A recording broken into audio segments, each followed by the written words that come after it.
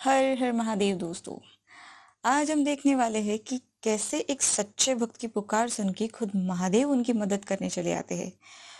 आज हम बात करने वाले हैं मूवी ओह माय गॉड 2 के बारे में। तो चलिए बिना देर किए शुरू करते हैं मूवी की एक्सप्लेनेशन। मूवी की शुरुआत में हम महाकाल भक्त कांतिलाल शाह को देखते हैं, जो कि एक सच्चे भक्त की आइडियल इमेज है, जिनका महाकाल मंदिर के सामने चढ़ावा यानी फूल प्रसाद आदि की दुकान है और सुबह पहला चढ़ावा इन्हीं की दुकान से जाता है। फिर हमें उनके फैमिली को दिखाया जाता है, जिसमें उनकी बीवी, बेटी और बेटा विवेक है। एक दिन विवेक अपने दोस्त के घर पढ़ाई करने जाता है और घर पे कह देता है कि आज रात वो नहीं रुकेगा और अपने दोस्त के यहाँ पढ़ने जाएगा। और अगली सुबह कांति को फोन आता है कि विवेक हॉस्पिटलाइज्ड है और डॉक्टर उनकी बेटी और पत्नी को कुछ भी बता नहीं रहे। तभी कांति भागा दौड़ा हॉस्पिटल पहुंचता है और डॉक्टर से मिलता है। तभी डॉक्टर बताते हैं कि विवेक ने कुछ ऐसी गोलियां खाई है जिसकी वजह से वो रात भर से जगा हुआ है। तभी कांतिलाल कहता है कि इसमें कौन सी बड़ी बात है, पढ़ने के लिए रात भर जगेगा तो बीमार ही होगा ना।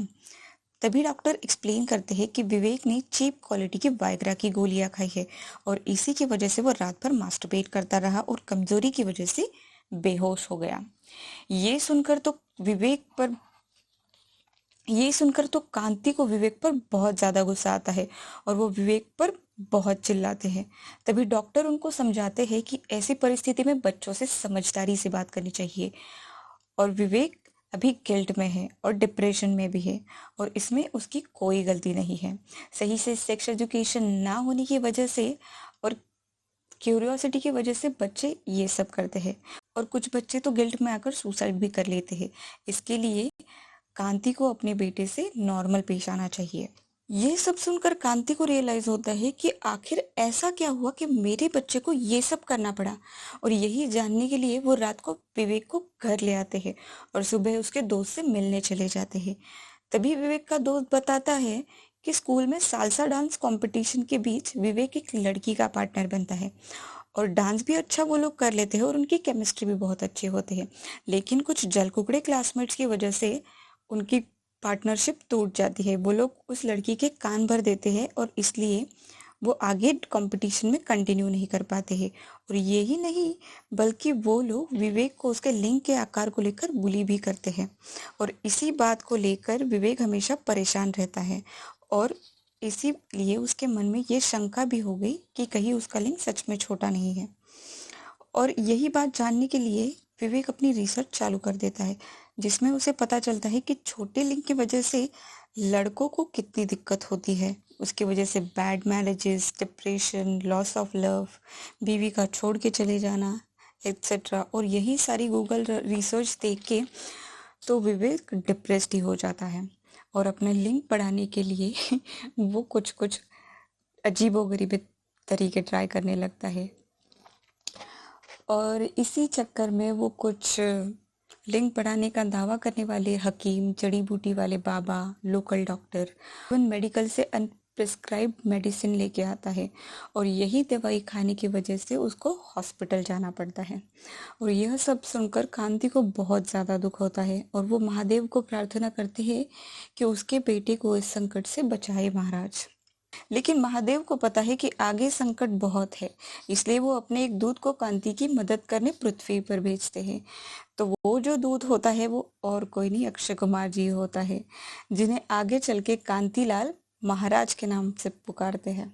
कुछ दिनों के बाद कांति को स्कूल बुलाते हैं और उसे बताया जाता है कि विवेक ने जो हरकत की है उसकी वजह से उसे हम स्कूल से बाहर निकाल रहे हैं।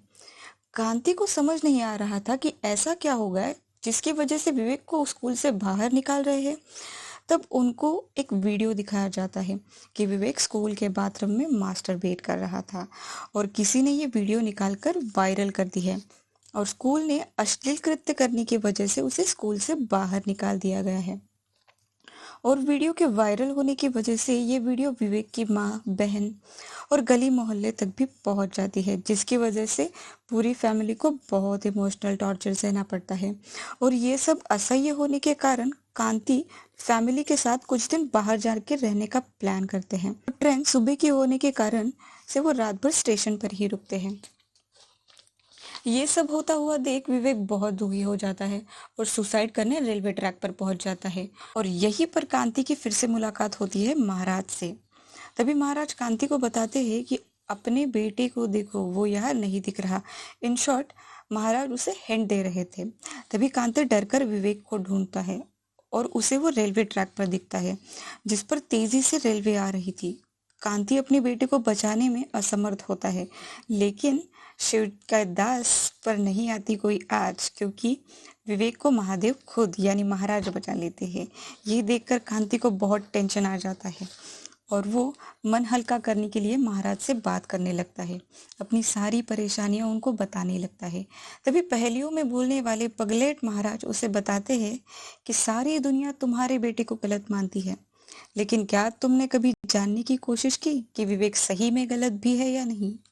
और इसी कन्वर्सेशन में कांति को समझ आता है कि जो भी हुआ उसमें विवेक की नहीं बल्कि हमारी स्कूल की, उन बाबाओं की और मेडिकल वाले की गलती है, क्योंकि अगर उसे सही जगह से सही ज्ञान मिला होता और कपटी लोग उसे गुमराह ना करते तो शायद ये सब नहीं होता।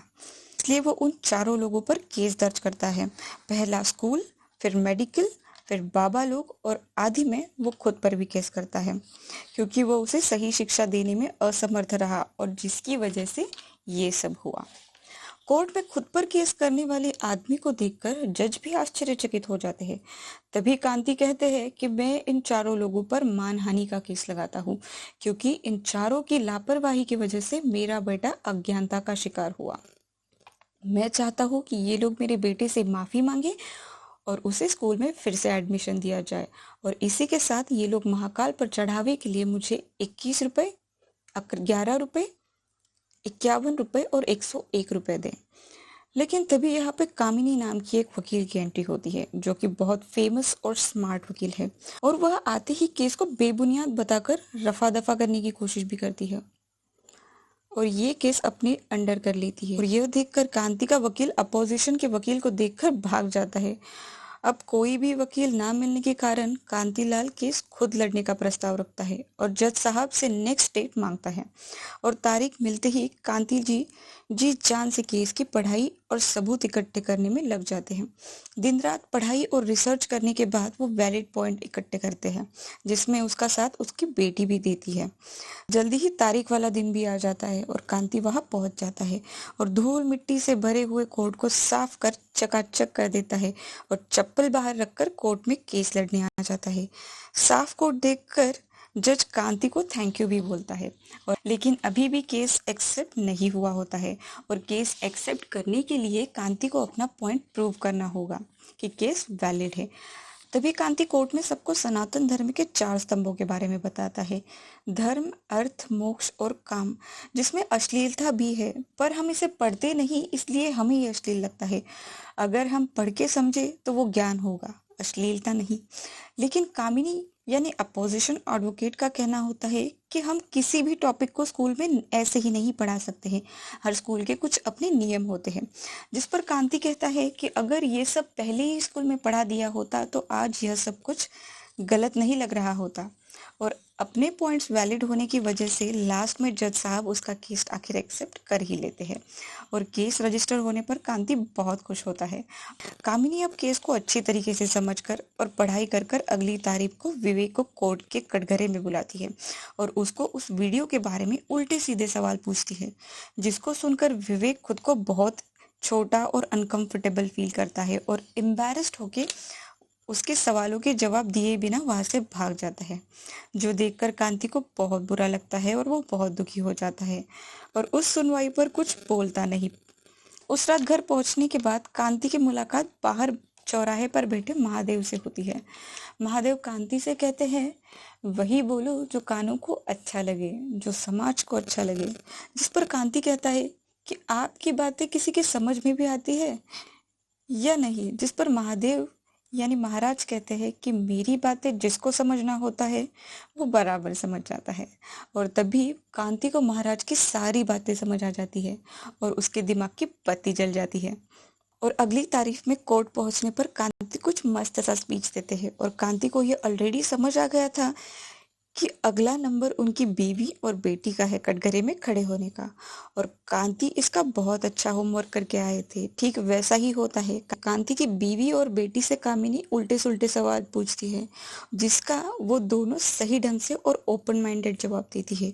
अगले शख्स कामिनी एक औरत को कटघरे में बुलाती है, जो कि एक प्रोस्टिट्यूट होती है, और यह कामिनी सबको बताती है कि इनका बच्चा भी सेम स्कूल में पढ़ता है और स्कूल उसे अलो भी करता है, क्योंकि बच्चे का बैकग्राउंड कैसा भी हो, पर उसे सिर्फ स्कूल के अंदर नियमों में रहना होगा। और अगर स्कूल के नियमों का उल्लंघन करने वाले बच्चे को स्कूल से निकाल दिया तो उसमें बुरा क्या किया। जो सुनकर कांति की बोलती बंद हो जाती है। और फिर से अगले दिन कांति की मुलाकात होती है महाराज से, और हर बार की तरह महाराज उसे पहेलियों में अगली राह बताते हैं, जिस पर महाराज कांति को समझाते हैं कि सवाल नहीं करोगे तो जवाब कहाँ से मिलेगा। सवाल के अंदर ही सवाल है, सवाल के बाद फिर सवाल है, जवाब के बाद फिर सवाल है, सारा सवाल जवाब में ही होता है। तो मुझे तो समझ नहीं ये बात मुझे तो समझ नहीं आई, पर कांतिलाल को अच्छी तरीके से समझ आ गई थी।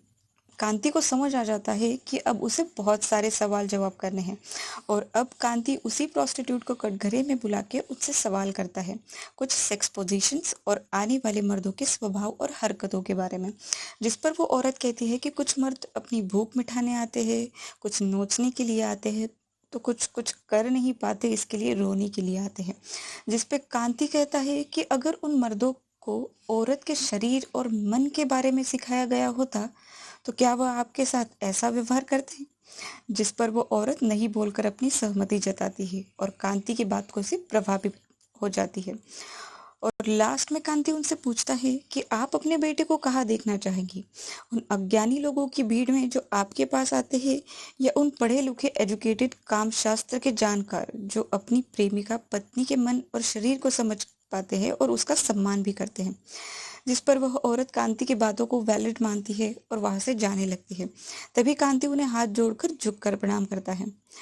तभी जज कांति से पूछता है कि तुमने उस औरत को प्रणाम क्यों किया। तो कांति प्रत्युत्तर देते हुए कहता है कि वह एक ऐसी माँ को प्रणाम कर रहा है कि जो अपने बच्चे को पढ़ाने के लिए अपना सब कुछ दांव पर लगा रही है, जिससे सभी प्रभावित हो जाते हैं। और घूम फिर के बाद स्कूल की गलती पर ही आ जाती है कि अगर स्कूल में आज सही ज्ञान सही वक्त पर दिया गया होता तो मेरे बेटे का ये हाल नहीं होता। जिस पे कामिनी कहती है कि स्कूल में सेक्स एजुकेशन पढ़ाने का कोई सही तरीका नहीं है। अगर आपके पास है तो आप बताइए, लेकिन किसी के पास कोई तरीका नहीं होता। तब कामिनी कहती है अगर आपके पास अगली तारीख तक कोई नॉन वल्गर तरीका ना हो तो आप यह केस वापस ले लीजिएगा, और तरीका है तो जरूर बताएं।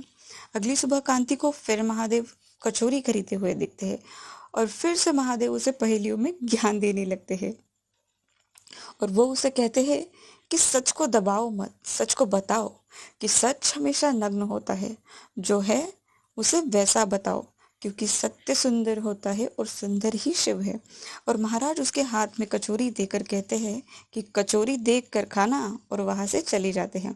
कचौरी के कागज में कुछ खास इन्फॉर्मेशन होती है जो कांति को अगली पेशी में बहुत काम आने वाली थी।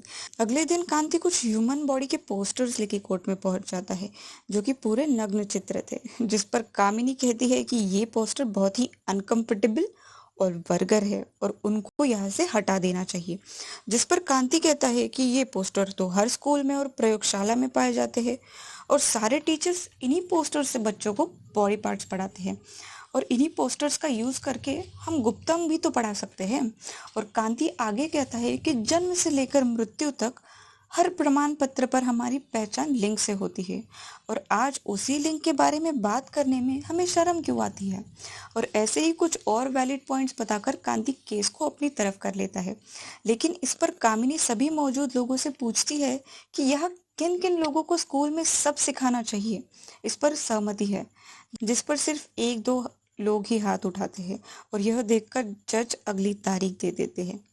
लेकिन इस डिबेट का कोर्ट के बाहर प्रभाव बहुत ही पॉजिटिव हुआ था और सभी लोग चाहते थे कि स्कूल में इस टॉपिक पर बात और पढ़ाई होनी चाहिए। और यह सब देख के स्कूल के प्रिंसिपल को अब डर लगने लगा था कि अब वो ये केस हार ही जाएगा, क्योंकि बात अब स्कूल के रेपुटेशन पर आ गई थी। तभी वो कांति के साथ एक मीटिंग फिक्स करते हैं और उसे केस वापस लेने के लिए और अपने बेटे की और बदनामी से बचाने के लिए 1 करोड़ का चेक देते हैं। और कांति वो चेक एक्सेप्ट भी कर लेता है और डॉक्यूमेंट्स पर सिग्नेचर कर लेता है। लेकिन घर जाते समय कांति को यह बात बिल्कुल गलत लग रही थी। तभी गहरी सोच में होने के कारण उसका एक्सीडेंट हो जाता है और वो बहुत गंभीर रूप से जख्मी हो जाता है। जब अगले दिन उसकी हॉस्पिटल में नींद खुलती है तो उसे महादेव दिखते हैं, जो उसे बताते हैं कि तुम मर चुके हो। मैंने तुमसे कहा था कि अगर तुमने सब महादेव पर छोड़ दिया है तो तुमको अपना दिमाग क्यों चलाना था, और वो भी गलत जगह। तुम्हें मुझ पे विश्वास नहीं था क्या? और यह बोल के महाराज अपनी असली रूप यानी भोलेनाथ के रूप में आ जाते हैं और कहते हैं कि तुम्हारी मौत के कारण तुम्हारी पूरी फैमिली मेरी चौखट पर धरना देने बैठी है और रो रहे हैं। तुमने जो भी किया उसका बहुत गलत असर पड़ा है लोगों पर, लेकिन मैं तुम्हें अपनी गलती सुधारने का एक मौका देता हूँ, क्योंकि आज केस की लास्ट सुनवाई है। जो सुनकर कांति बहुत रोता है और महादेव के चरण पकड़ के उनसे माफी मांगता है। और फिर महाराज उसे अपनी टार्जन द वंडर कार में बैठ के फटाक से कोर्ट पहुंचा देते हैं और आशीर्वाद देते हुए कहते हैं, रख विश्वास तू है शिव के पास। तो लास्ट सुनवाई में कांति अपनी बातें रखता है, जिसमें वो कहता है कि यह कहानी 1835 में अंग्रेज के जमाने में शुरू हुई थी, जिन्होंने गुरुकुल में शिक्षा हटा के अपनी अंग्रेजी शिक्षा भारत में लागू कर दी और हमारी सारे पद्धति को बदल कर रख दिया, और उस गुरुकुल को भी हटवा दिया जहां हम काम शास्त्र पढ़ाया जाता था।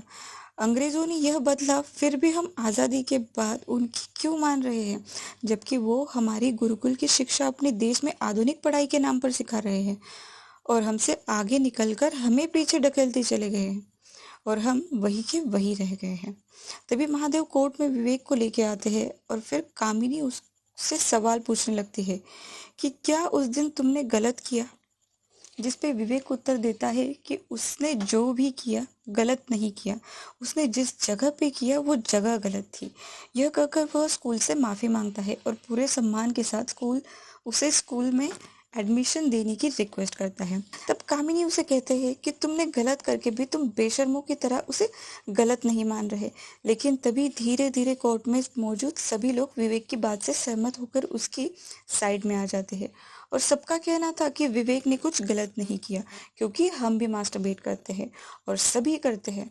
और ऐसे ही सभी कांति की बातों से प्रभावित होते हैं और कांति यह केस जीत जाता है। और तभी जज साहब अपने फैसले में कहते हैं कि गलती एजुकेशन सिस्टम की है और उनकी एजुकेशन सिस्टम से यह गुजारिश है कि वह जल्द से जल्द अपने सिलेबस में सेक्स एजुकेशन के टॉपिक ऐड करे और जिन चारों लोगों ने गलती की है उनको 11 रुपये, 21 रुपये, 51 रुपये और 101 रुपये कांति को कंपेंसेशन के रूप में महाकाल को चढ़ावे के लिए देने का आदेश देते हैं और विवेक को भी सेम स्कूल में सेम क्लास और सेम बेंच पर सम्मान के साथ एडमिशन देने का हुक्म देते हैं। और एंड में कामिनी कांति से कहती है कि आप इस केस को इसलिए जीते क्योंकि आप फैमिली के लिए लड़ रहे थे और मैं व्यापार के लिए। और लास्ट में कामिनी कांति से माफी मांगकर वहां से चली जाती है और इसी के साथ हमारी कहानी खत्म हो जाती है। तो दोस्तों, आपको ये कहानी कैसी लगी कमेंट्स में जरूर बताइएगा। तब तक के लिए बाय बाय, मिलते हैं अगली एक्सप्लेनेशन में।